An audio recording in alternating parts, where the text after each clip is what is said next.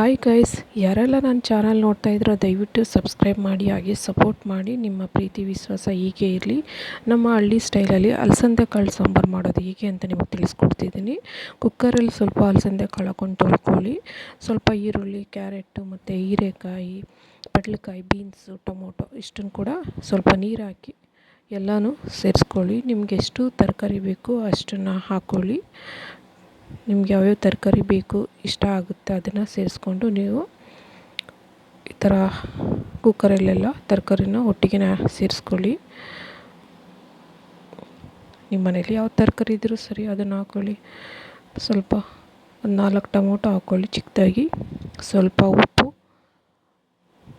ಒಂದು 4ರಿಂದ 5 ವಿಸಲ್ ಕೂಗಿಸ್ಕೊಳ್ಳಿ. ನೀಟಾಗಿ ಚೆನ್ನಾಗಿ ಕಾಳು ಬೆಂದಿರುತ್ತೆ.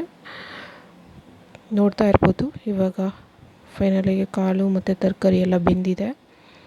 ಈ ಥರ ಇಷ್ಟು ನೀರು ಸಾಕು, ಜಾಸ್ತಿ ಏನು ಹಾಕೋಕೆ ಹೋಗಬೇಡಿ. ನೀರು ಜಾಸ್ತಿ ಆದರೂ ಕೂಡ ಟೇಸ್ಟ್ ಚೆನ್ನಾಗಿರಲ್ಲ, ಮುದ್ದೆಗೆಲ್ಲ ನೀರು ಥರ ಆಗಿಬಿಡುತ್ತೆ ಸಾಂಬಾರು.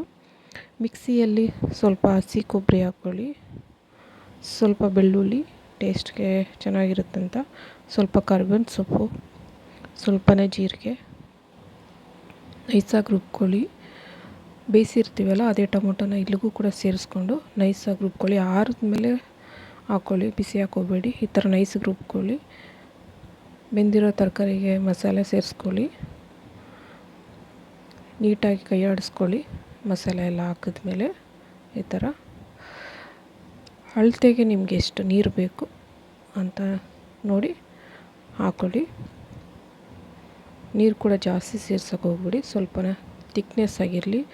ಮನೇಲಿ ಸಾಂಬಾರು ಪುಡಿ, ಖಾರದ ಪುಡಿ ಅಂತೀವಲ್ಲ, ನಿಮಗೆ ಎಷ್ಟು ಖಾರ ಬೇಕು ಅಷ್ಟನ್ನು ನೋಡಿ ಸೇರಿಸ್ಕೊಳ್ಳಿ. ಈ ಥರ ನೀಟಾಗಿ ಕೈ ಆಡ್ಕೊಳ್ಳಿ. ಅದೆಲ್ಲ ನೀಟಾಗಿ ಖಾರ ಎಲ್ಲ ಮಿಕ್ಸ್ ಆಗಲಿ. ನೀವು ಫಸ್ಟೇ ಉಪ್ಪು ಹಾಕಿರ್ತೀರ, ಇವಾಗಲೂ ಸ್ವಲ್ಪ ಹಾಕ್ಕೊಳ್ಳಿ. ಜಾಸ್ತಿ ಏನು ಹಾಕೋಕೆ ಹೋಗಬೇಡಿ. ಕುದೀತಾ ಉಪ್ಪು ಆಗ್ಬೋದು, ಅದಕ್ಕೇ ಆಮೇಲೆ ಬೇಕು ಅನಿಸಿದ್ರೆ ಹಾಕ್ಕೋಬೋದು ನೀವು.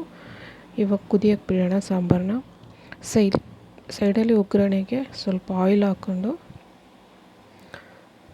ಸ್ವಲ್ಪ ಸಾಸಿವೆ ಹಾಕ್ಕೊಳ್ಳಿ, ಒಣಮೆಣ್ಸಿನ್ಕಾಯಿ, ಕರಿಬೇವಿನ ಸೊಪ್ಪು, ಜಜ್ಜಿದ ಬೆಳ್ಳುಳ್ಳಿ ಹಾಕ್ಕೊಳ್ಳಿ, ಸ್ವಲ್ಪನೇ ಜೀರಿಗೆ ಹಾಕ್ಕೊಂಡು ಇವಾಗ ಕುದೀತಾ ಇದೆಯಲ್ಲ ಆ ಸಾಂಬಾರಿಗೆ ಅದನ್ನು ಒಗ್ಗರಣೆ ಹಾಕ್ಕೊಬೇಡಿ.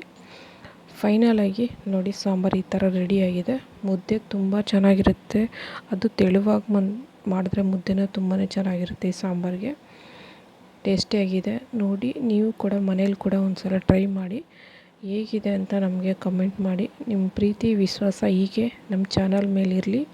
ನಿಮ್ಮ ಸಪೋರ್ಟ್ ನಮ್ಗೆ ತುಂಬ ಮುಖ್ಯ. Thank you so much. Love you.